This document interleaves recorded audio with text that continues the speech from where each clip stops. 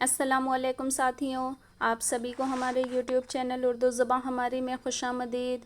आज मैं आप लोगों के सामने यूजीसी नेट के उर्दू मज़मून के निसाब में शामिल पहली यूनिट जो कि तारीख़ ज़बान उर्दू की यूनिट है, उससे मुताल्लिक़ अहम सवाल व जवाब पेश कर रही हूँ। ये सेशन जो है दिसंबर 2025 का जो आने वाला इम्तिहान है उसके लिए आज से हम अपने चैनल पर तैयारी शुरू करवा रहे हैं। तो अगर आप हमारे चैनल पर नए हैं तो हमारे साथ जुड़ जाइए ताकि आपकी एक भरपूर और मुकम्मल तैयारी हमारे इस चैनल के ज़रिए हो सके। तो चलिए वीडियो को शुरू करते हैं। हमारा आज का पहला सवाल है, कदीम हिंद आर्याई दौर कौन सा है? ऑप्शन ए है 1500 कब्ल मसीह से 1000 कब्ल मसीह। ऑप्शन बी 1500 कब्ल मसीह से 500 कब्ल मसीह। ऑप्शन सी 500 कब्ल मसीह से 1000 ईस्वी। ऑप्शन डी 1000 ईस्वी से 1500 ईस्वी तक। इसका हमारा दुरुस्त जवाब जो है ये हमारा ऑप्शन नंबर बी हो जाएगा। कदीम हिंद आर्याई का दौर 1500 कब्ल मसीह से 500 कब्ल मसीह है। हिंद आर्याई को 3 अदवार में तकसीम किया गया, कदीम हिंद आर्याई, वस्ती हिंद आर्याई और जदीद हिंद आर्याई। तो इसका कदीम हिंद आर्याई जो है ये 500 कब्ल मसीह से 1500 कब्ल मसीह तक शुमार किया जाता है और इसका कहते हैं कि इसका मुस्तनद नक्श जो है ये ऋग्वेद जो कि 1000 कब्ल मसीह से कब्ल की तसनीफ़ है उसकी शक्ल में हमें मिलता है। अगला सवाल, दर्ज झैल में से वस्ती हिंद आर्याई दौर कौन सा है? ऑप्शन ए है 1500 कब्ल मसीह ता 500 कब्ल मसीह। ऑप्शन बी 500 ईस्वी ता मौलूद मसीह। ऑप्शन सी 500 कब्ल मसीह ता 500 ईस्वी। ऑप्शन डी 500 कब्ल मसीह ता 1000 ईस्वी। इसका हमारा दुरुस्त जवाब जो है ये हमारा ऑप्शन नंबर डी हो जाएगा। वस्ती हिंद आर्याई जो है ये 500 कब्ल मसीह से 1000 ईस्वी तक का ज़माना है, जिसे माहिरीन ने इसके इर्तिकाई खसूसियात के लिहाज से इसको भी 3 अदवार में तकसीम किया है। कदीम मतलब हिंद आर्याई जो है वो ख़ुद 3 अदवार में है, जिसमें से कदीम हिंद आर्याई जो 500 कब्ल मसीह से 1500 कब्ल मसीह से 500 कब्ल मसीह, वस्ती हिंद आर्याई जो 500 कब्ल मसीह से 1000 ईस्वी और जदीद हिंद आर्याई जो है वो 1000 ईस्वी से मौजूदा हाल तक का है। अब इस वस्ती हिंद आर्याई को भी इसकी खसूसियात की बिना पर माहिरीन ने इसको 3 अदवार में तकसीम किया है।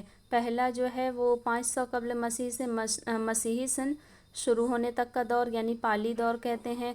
फिर इसका दूसरा दौर जो है ये प्राकृत का है और तीसरा दौर जो है वो अपभ्रंश का है।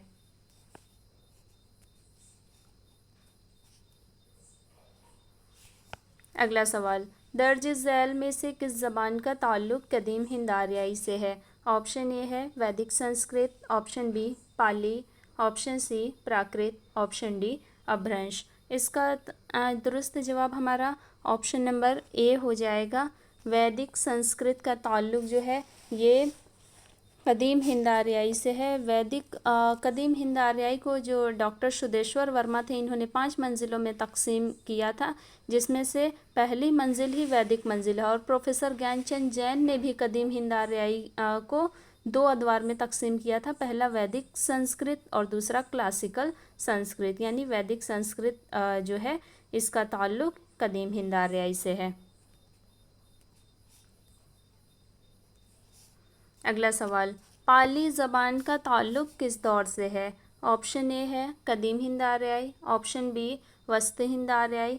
ऑप्शन सी जदीद हिंद आर्याई। ऑप्शन डी इनमें से कोई नहीं। इसका जो हमारा दुरुस्त जवाब है ये हमारा ऑप्शन नंबर बी हो जाएगा। पाली का जो ताल्लुक़ है ये वस्ती हिंद आर्याई से है।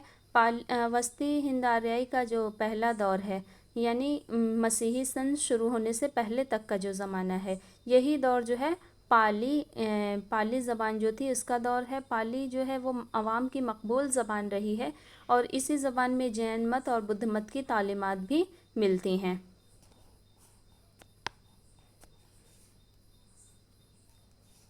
अगला सवाल, दर्ज झैल में से किसका ताल्लुक वस्ती हिंद आर्याई दौर से नहीं है? ऑप्शन ए है Prakrit, option B Apabhramsha, option C classical Sanskrit, option D Pali. इसका दुरुस्त जवाब हमारा ऑप्शन नंबर सी हो जाएगा। क्लासिकल संस्कृत का दौर जो है वो वस्ती हिंद आर्याई से नहीं बल्कि कदीम हिंद आर्याई से है, क्योंकि ज्ञानचंद जैन ने जो कदीम हिंद आर्याई को 2 अदवार में तकसीम किया है, तो उनके मुताबिक पहला जो दौर है वो वैदिक संस्कृत का है और दूसरा क्लासिकल संस्कृत का है। और यही क्लासिकल संस्कृत का जो दौर रहता है ना, इसी में रामायण महाभारत वगैरह जो तसानीफ़ हैं वो क्लासिकल संस्कृत के दौर की ही तसनीफ़ हैं। अगला सवाल, पाली ज़बान का दौर कौन सा है? ऑप्शन ए है 1000 कब्ल मसीह ता 500 कब्ल मसीह, ऑप्शन बी 500 कब्ल मसीह ता मौलूद मसीह, ऑप्शन सी मौलूद मसीह ता 500 ईस्वी, ऑप्शन डी 500 ईस्वी ता 1000 ईस्वी। इसका हमारा दुरुस्त जवाब ऑप्शन नंबर बी हो जाएगा। पाली ज़बान का दौर 500 कब्ल मसीह ता मौलूद मसीह, यानी कि मसीही सन शुरू होने से पहले तक का जो दौर है वो पाली का दौर होता है।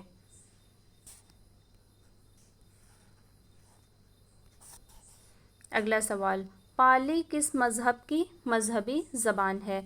ऑप्शन ए है हिंदू मज़हब, ऑप्शन बी जैन मज़हब, ऑप्शन सी सिख मज़हब, ऑप्शन डी बुद्ध मज़हब। इसका हमारा दुरुस्त जवाब ऑप्शन नंबर डी हो जाएगा। पाली जो है ये बुद्ध मज़हब की मजहबी ज़बान है, जो कहते हैं कि पाली जो है ये प्राकृत की सबसे कदीम शक्ल है जो मिलती है। ये प्राकृत के जो कहते हैं कि जो अशोक की लाटों पर कुंदा किए हुए मिलते हैं वो पहली प्राकृत के हैं, और यही जब पहली प्राकृत जो है ये अदबी शक्ल अख्तियार करती है तो इसे पाली का नाम दिया जाता है।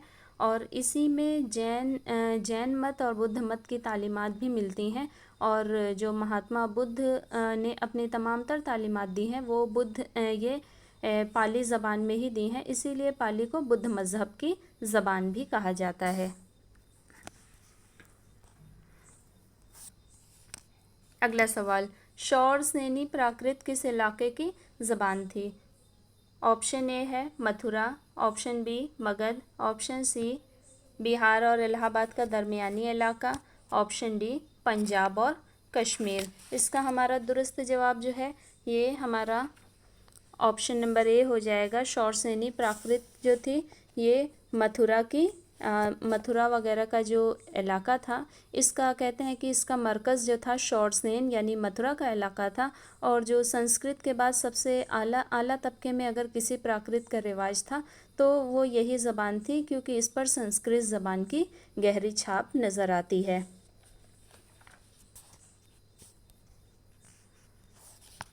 अगला सवाल, पाली को और क्या कहा जाता है? ऑप्शन ए है पहली प्राकृत, ऑप्शन बी दूसरी प्राकृत, ऑप्शन सी तीसरी प्राकृत, ऑप्शन डी चौथी प्राकृत। इसका हमारा दुरुस्त जवाब जो है ये हमारा ऑप्शन नंबर ए हो जाएगा। पाली को पहली प्राकृत कहा जाता है, क्योंकि प्राकृत के जो आवाम का मुहावरा या आवाम की बोली ठोली जो थी उसे ही पहली प्राकृत कहा गया था। जो टकसाली संस्कृत थी उससे ये मुख्तलिफ थी, और यही आवाम की जो बोली ठोली थी इसका जो अदबी रूप बना वही पाली बना, तो इसीलिए पहली प्राकृत को ही पाली कहा जाता है।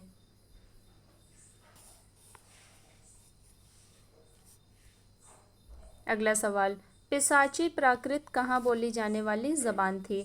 ऑप्शन ए है Magadh, option B Maharashtra, option C Punjab और कश्मीर, ऑप्शन डी मथुरा। इसका हमारा दुरुस्त जवाब जो है ये हमारा ऑप्शन नंबर सी हो जाएगा। पिशाची जो थी ये पंजाब, कश्मीर और पंजाब के इलाके की प्राकृत थी, और कहते हैं कि कुशनों के अहद में इस प्राकृत को फ़रोग हुआ था, बहुत ज़्यादा फ़रोग हासिल हुआ था इसे।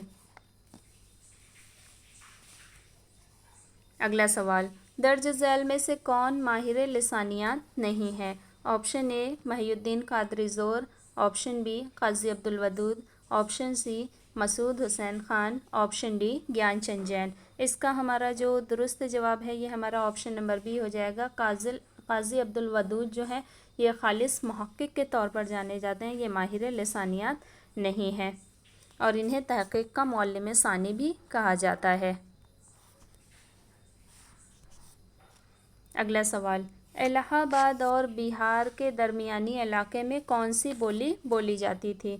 ऑप्शन ए है मागधी प्राकृत, ऑप्शन बी शौरसेनी प्राकृत, ऑप्शन सी पिशाची प्राकृत, ऑप्शन डी अर्ध मागधी प्राकृत। इसका हमारा दुरुस्त जवाब जो है ये हमारा ऑप्शन नंबर डी हो जाएगा, अर्ध मागधी। इसके लफ्ज़ी माने आधी मगधी के हैं और इसका मकाम जो था ये अवध और मशरक़ी उत्तर प्रदेश था और कहते हैं कि ये तमाम जो प्राकृतें थीं इसमें सबसे कदीम प्राकृत थी और इसी में अशोक की तालीमात का भी प्रचार हुआ है और मगरबी हिंदुस्तानी जो लोग थे वो इसे प्राच्या भी कहते थे कि प्राच्या के तहत मगधी और अर्ध मगधी दोनों आ जाती हैं और गौतम बुद्ध और महावीर जैन ने भी इस प्राकृत को अपनाया था।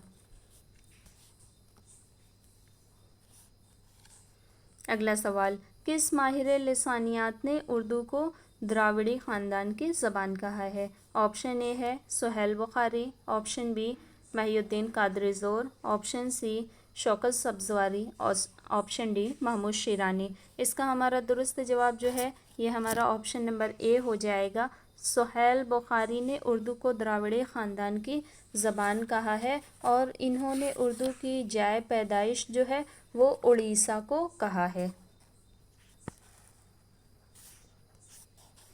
अगला सवाल, किसने दहली को उर्दू का अस्ल सरचश्मा और हकीकी मौलिद कहा है?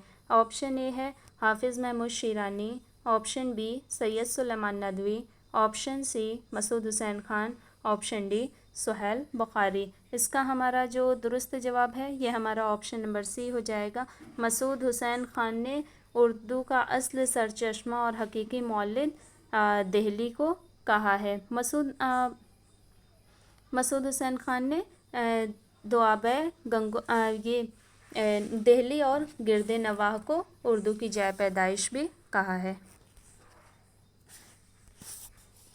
अगला सवाल, शौकत सब्ज़वारी ने उर्दू ज़बान का मौलिद किसे बताया है? ऑप्शन ए है Haryana, option B Sindh, option C Deccan, option D Punjab. इसका हमारा जो दुरुस्त जवाब है ये हमारा ऑप्शन नंबर ए हो जाएगा। शौकत सब्ज़वारी ने हरियाणा को उर्दू ज़बान का मौलिद बताया। शौकत सब्ज़वारी ने दुआबे गंगो जमन और यानी बालाई दुआब जो है और हरियाणा को उर्दू का मस्कन करार दिया और बताया है कि उर्दू पाली से निकली है।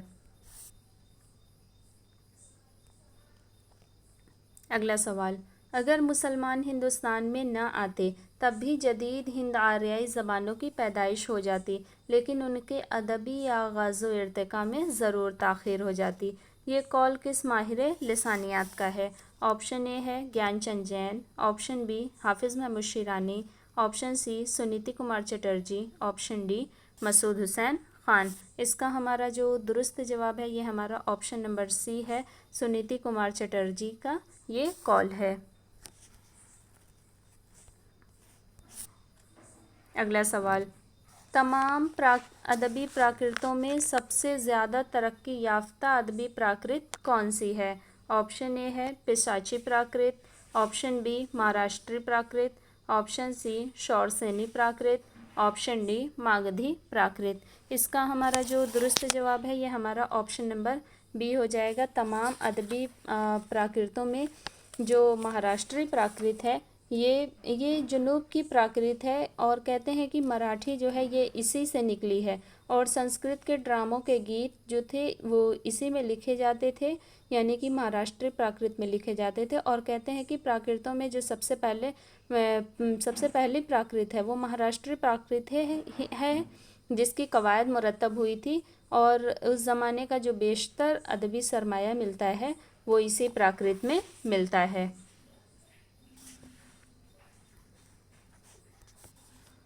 अगला सवाल, खड़ी बोली यानी उर्दू और हिंदी, हरियाणवी, ब्रजभाषा, बुंदेली, कन्नौजी, राजस्थानी, पंजाबी और गुजराती ज़बानें किस ज़बान से पैदा हुईं? ऑप्शन ए है अर्धमागधी अपभ्रंश, ऑप्शन बी महाराष्ट्री अपभ्रंश, ऑप्शन सी शौरसेनी अपभ्रंश, ऑप्शन डी मागधी अपभ्रंश। इसका हमारा जो दुरुस्त जवाब है ये हमारा ऑप्शन नंबर सी हो जाएगा। ये तमाम बोलियां जो हैं वो शौरसेनी अपभ्रंश से पैदा हुई हैं। शौरसेनी अपभ्रंश यानी शौरसेन यानी मथुरा का इलाका और उसमें जो उस इलाके में जो बोले जाने वाले अपभ्रंश थे, और इसमें खड़ी बोली या हिंदुस्तानी, जिसको मौजूदा हिंदी और उर्दू भी कहते हैं, इसके अलावा राजस्थानी, पंजाबी यानी मशरकी पंजाबी और गुजराती और कुछ पहाड़ी बोलियां भी शामिल हैं। और ये भी कहा जाता है कि गुजराती और राजस्थानी का जो ताल्लुक़ है वो शौरसेनी की इसी ऐसी शक्ल से है जिसे नागर अपभ्रंश भी कहा जाता है।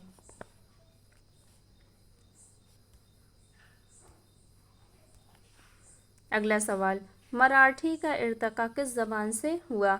ऑप्शन ए महाराष्ट्री अपभ्रंश, ऑप्शन बी अर्धमागधी अपभ्रंश, ऑप्शन सी शौरसेनी अपभ्रंश, ऑप्शन डी मागधी अपभ्रंश। इसका हमारा दुरुस्त जवाब ऑप्शन नंबर ए हो जाएगा। मराठी का इर्तका महाराष्ट्री अपभ्रंश से हुआ था। ये जो है ये जुनूब में बोली जाती थी, यानी जुनूब की अपभ्रंश थी। अगला सवाल, प्राकृत का पहला अदबी रूप कौन सा है? ऑप्शन ए है Pali, option B Magadhi, option C Maharashtri, option D Shauraseni. इसका हमारा जो दुरुस्त जवाब हो जाएगा ये हमारा ऑप्शन नंबर ए हो जाएगा। प्राकृत का पहला अदबी रूप जो है ये पाली है और इसी में बुद्ध और जैन मत की तालीमात मिलती हैं।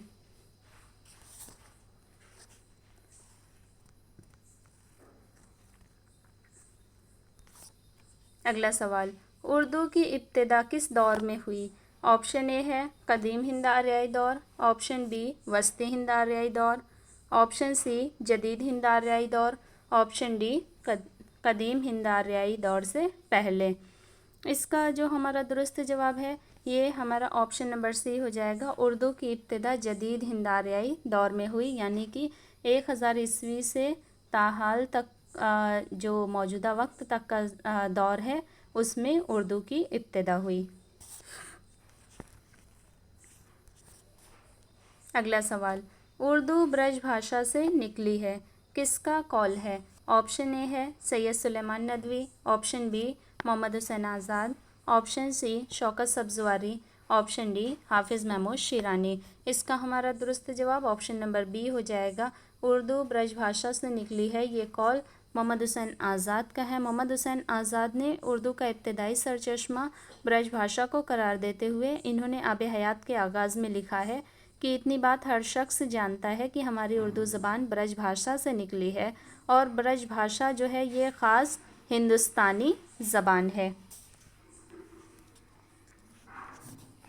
अगला सवाल, लिसानियात की दर्ज झैल किताबों में से शौकत सब्ज़वारी की किताब कौन सी है? ऑप्शन ए है उर्दू लिसानियात, ऑप्शन बी हिंदुस्तानी लिसानियात, ऑप्शन सी हिंदुस्तानी लिसानियात का खाका, ऑप्शन डी लिसानी मुताले। इसका जो हमारा दुरुस्त जवाब है ये हमारा ऑप्शन नंबर ए हो जाएगा। शौकत सब्ज़वारी की किताब जो है वो उर्दू लिसानियात है। इसके अलावा हिंदुस्तानी लिसानियात ये महिउद्दीन कादरी ज़ोर की किताब है।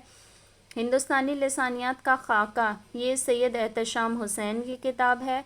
और लिसानी मुताला यहाँ पर लिखा है लेकिन लिसानी मुताला है, ये ज्ञानचंद जैन की तसनीफ़ है।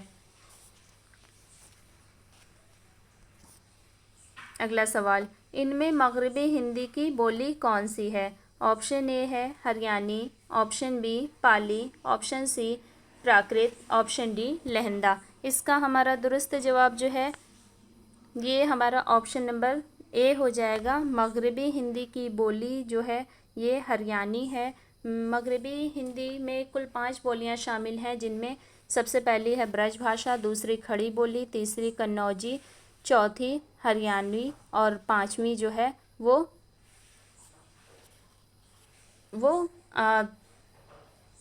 बुंदेली है।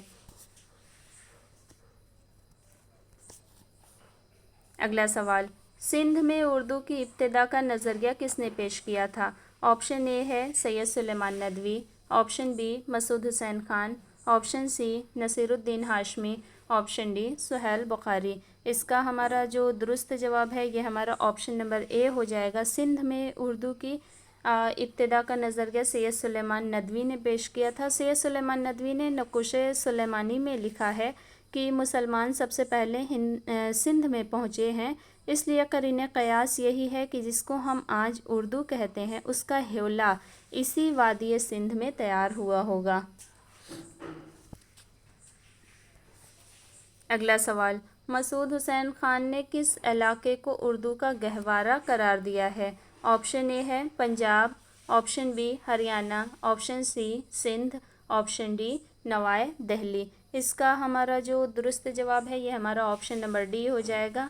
मसूद हुसैन खान ने अपनी मायनाज़ तसनीफ़ मुक़द्दमा तारीख़ ज़बान उर्दू में उर्दू का गहवारा दिल्ली और नवाए दिल्ली को करार दिया है। अगला सवाल, दर्ज झैल में से किस ज़बान का ताल्लुक़ शौर सेनी अपभ्रंश से नहीं है? ऑप्शन ए है Khari Boli, option B Brajbhasha, option C Haryanvi, option D Chhattisgarhi यानी अर्धमागधी अपभ्रंश। इसका हमारा जो दुरुस्त जवाब है ये हमारा ऑप्शन नंबर डी हो जाएगा, जो छत्तीसगढ़ी है। इसका ताल्लुक़ जो है ये अर्धमागधी अपभ्रंश से नहीं है, बल्कि मशरक़ी हिंदी से इसका ताल्लुक़ है। मशरक़ी हिंदी की 3 बोलियां हैं, जिसमें से अवधी है, दूसरी बघेली है और तीसरी छत्तीसगढ़ी है।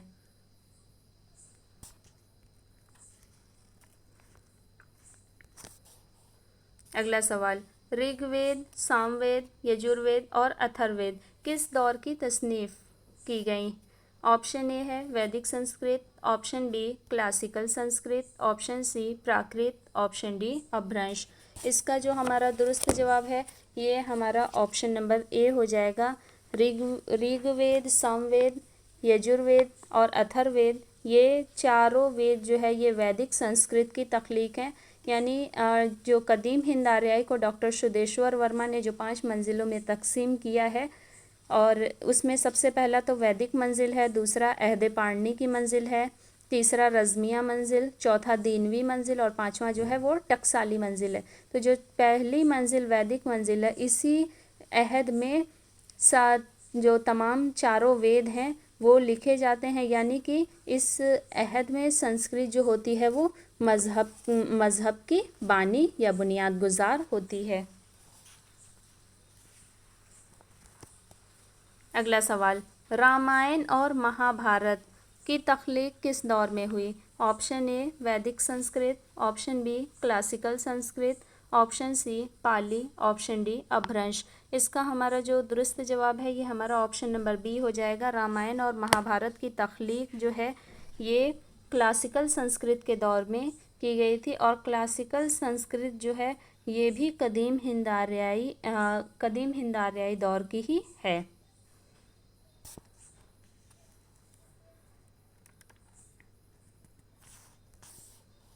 अगला सवाल, संस्कृत के जय्यद आलिम पाणिनि ने संस्कृत की मंजूम कवायद अष्टाध्यायी किस दौर में लिखी थी? ऑप्शन ए है कदीम हिंद आर्याई दौर की इब्तिदा में, ऑप्शन बी कदीम हिंद आर्याई दौर के अख्ताम में, ऑप्शन सी वस्ती हिंद आर्याई दौर की इब्तिदा में, ऑप्शन डी वस्ती हिंद आर्याई दौर के अख्ताम में। इसका जो हमारा दुरुस्त जवाब है ये हमारा ऑप्शन नंबर बी हो जाएगा। कदीम हिंद आर्याई दौर के अख्ताम में पाणिनि ने अपनी अष्टाध्यायी की तसनीफ़ की थी, और कदीम हिंद आर्याई दौर का यानी ये दूसरा दौर कहलाता है, जिसे अहद पाणिनि की मंजिल भी कहा जाता है। इसी अहद में पाणिनि ने अपनी अष्टाध्याय और पतंजलि ने अपनी महाभाष्य लिखी थी, और इस दौर में संस्कृत जो होती है वो आलिमों की, संस्कृत के जो आलिम होते हैं उनकी ज़बान बन जाती है। अगला सवाल, दर्ज झैल में से कौन सी बोली ऊ को तरजीह देने वाली बोली नहीं है? ऑप्शन ए है Brajbhasha, option B Khari Boli, option C Bundeli, option D Kannauji. इसका जो हमारा दुरुस्त जवाब है ये हमारा ऑप्शन नंबर बी हो जाएगा। खड़ी बोली जो है ये ऊ को तरजीह देने वाली नहीं है, ये बल्कि अ को तरजीह देने वाली बोली है। अगला सवाल, अहद कदीम की उर्दू नस्र का दौर कौन सा है? ऑप्शन ए है 1000 ईस्वी से कब्ल, ऑप्शन बी 1700 ईस्वी से कब्ल, ऑप्शन सी 1700 ईस्वी से 1857 तक, ऑप्शन बी 1857 से अब तक। इसका हमारा दुरुस्त जवाब ऑप्शन नंबर बी हो जाएगा। कदीम अहद कदीम की जो उर्दू नस्र का दौर है वो 1700 ईस्वी से कब्ल यानी उससे पहले का दौर है। अगला सवाल, उर्दू नस्र का अहद मुतवस्सत यानी कि जो इब्तिदाई या वस्ती दौर है वो कौन सा है? ऑप्शन ए है 1700 ईस्वी से 1857 तक, ऑप्शन बी 1857 से 1936 तक, ऑप्शन सी 1857 से 1947 तक, ऑप्शन डी 1936 से 1947 तक। इसका जो हमारा दुरुस्त जवाब है ये हमारा ऑप्शन नंबर ए हो जाएगा।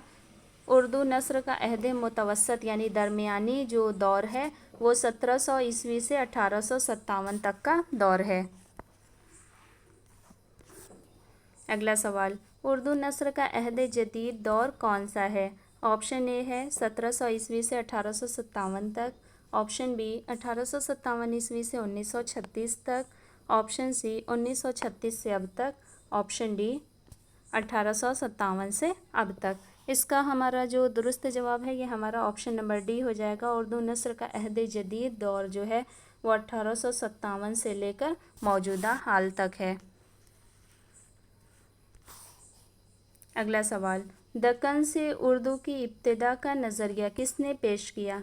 ऑप्शन ए है Masood Hussain Khan, option B Naseeruddin Hashmi, option C Mohammad Hussain Azad, option D Shaukat Sabzwari. इसका जो हमारा दुरुस्त जवाब है ये हमारा ऑप्शन नंबर बी हो जाएगा। दक्कन से उर्दू की इब्तिदा का नज़रिया नसीरुद्दीन हाशमी ने पेश किया था। इसके अलावा ये जो हमारा मौजू है तारीख़ अदब उर्दू यानी उर्दू ज़बान की तारीख़ का, इससे मुताल्लिक़ कुछ और अहम निकात हैं। मगरबी हिंदी जो थी ये ग्रियर्सन के मुताबिक डॉक्टर ग्रियर्सन के मुताबिक मध्य देश में जो बोली जाने वाली 5 आर्याई बोलियां थीं उसमें उसे मगरबी हिंदी का नाम डॉक्टर ग्रियर्सन ने दिया था। ये मगरबी हिंदी के नाम से जानी जाती हैं और इनका ताल्लुक़ जो था ये बराह रास्त शौरसेनी अपभ्रंश से था। और डॉक्टर ग्रियर्सन के मुताबिक जो 5 मगरबी हिंदी की बोलियां थीं उनमें सबसे पहली थी खड़ी बोली जिसे हिंदुस्तानी के नाम से जाना जाता है और ये अ की शक्ल रखने वाली यानी अलिफ ज़बर की शक्ल रखने वाली बोली है। दूसरी जो थी वो हरियाणी जिसे जाटो या बांगड़ों के नाम से भी जाना जाता है और ये भी अ की शक्ल रखने वाली बोली थी। तीसरी बोली जो थी वो ब्रज भाषा थी और ब्रज भाषा अलिफ पेश यानी ऊ को तरजीह देने वाली बोली थी। चौथी बोली जो थी वो कन्नौजी बोली थी। ये भी अलिफ पेश यानी ऊ को तरजीह देने वाली बोली थी। और इसमें पांचवी बोली जो थी वो बुंदेली थी। ये भी ऊ को तरजीह देने वाली बोली थी। यानी मगरबी हिंदी की कुल 5 बोलियां इस तरह से हैं। इसके अलावा कुछ हाइया आवाज़ें उर्दू में होती हैं। ये कहते हैं कि जो हिंद आर्याई माखज़ था मसलन संस्कृत, प्राकृत और अपभ्रंश जिनसे उर्दू वजूद में आई उनमें कुछ आवाज़ें थी जैसे भे, फे, थे, धे, ढे। यानी ये देखा जाए तो तकरीबन जो उर्दू के हरूफ तहज्जी हैं जिनमें बे, पे, ते, दाल, डे, टे और चे और काफ, गाफ, ड़े, मीम, नू वगैरह के जो हरूफ तहज्जी हैं उनमें उनको मिलाकर उनमें दो चश्मे की आमेज़श से कहते हैं कि ये हाइया आवाज़ें बनी हैं। और इसके अलावा कहते हैं कि हिंद आर्याई जो है ये अरबी और फ़ारसी की कुछ मुश्तरक आवाज़ें भी इसमें हैं जिसमें कहते हैं कि बे, ते, दाल, जीम, काफ, मीम, नू, लाम, रे, सीन, शीन, हे और ये सब जो कहते हैं कि ये हिंद आर्याई की जो ज़बान है ये कहते हैं कि अरबी और फ़ारसी से यानी मुश्तरक आवाज़ें हैं जो अरबी और फ़ारसी में भी पाई जाती हैं। इसके अलावा कहते हैं कि हिंद आर्याई में कुछ फ़ारसी की मुश्तरका आवाज़ें हैं यानी कि जो सिर्फ फ़ारसी की हैं जैसे पे, चे और गाफ, यानी ये फ़ारसी में भी हैं और उर्दू में वहाँ से मुश्तरक ली गई हैं। इसके अलावा शुमाल से ये जुनूब जब ये ज़बान गई यानी हिंद आरियाई, तो ये दो हिस्सों में बढ़ गई। पहले को दक्कनी ज़बान कहते हैं और दक्कन में दक्कनी लहजे और अल्फाज के दाखिल होने से ये दक्कनी कहलाई, और जब ये गुजरात में पहुंची यानी ये हिंदुस्तानी ज़बान की बात की जा रही है, तो वहाँ की मकामी खसूसियत से यानी ये उर्दू गुजरी कहलाई। और भोगमल के जो मुसन्निफ़ हैं कुरैशी, इन्होंने 1614 ईस्वी में भी इस ज़बान को दक्कनी कहा था। इसी के साथ आज के हमारी ये वीडियो यहीं पर ख़त्म होती है। अगर आपको हमारे ये सवाल जवाब और ये जो अहम मालूमात दी गई ये पसंद आए तो इस वीडियो को लाइक करें, ज़्यादा से ज़्यादा शेयर करें। और अगर आप हमारे चैनल पर नए हैं और अभी तक आपने हमारे चैनल उर्दू ज़ुबान हमारी को सब्सक्राइब नहीं किया है, तो हमारे चैनल को सब्सक्राइब करके बेल आइकन को ज़रूर ऑन कर लें, ताकि इस तरह की मज़ीद मुफीद और कारआमद वीडियोज़ और UGC नेट के इम्तहान से मुताल्लिक़ तमाम तर अहम मालूमात और UGC नेट के इम्तहान की एक मुकम्मल और भरपूर तैयारी आपकी हमारे चैनल के ज़रिए हो सके। बहुत शुक्रिया।